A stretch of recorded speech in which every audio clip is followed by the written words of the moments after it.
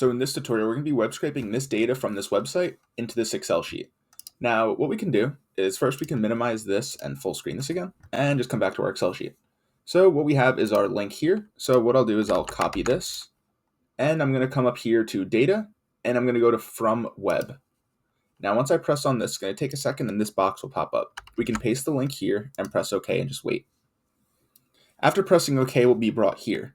Now here we could press around and see which table from the website we want. If you saw my Python web scraping video, we went over tables a little bit, and it's the same idea here. So here's the table we're going to want. And just for now, we'll click around and see what else it gives us. So here we could see we have what looks like to be news. And here's the actual HTML code and the text. For now, we're going to want table 1, and we're going to use this little load button. So we're going to do load 2, and we're going to load this to a new worksheet. Now it's already on table, new worksheet, so we can just press OK. Now you can see it's getting our data, and just like that, we have our query.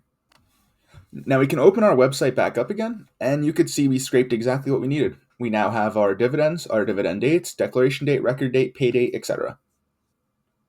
Now that's how you can scrape tables off the internet into Excel, and I hope that helps.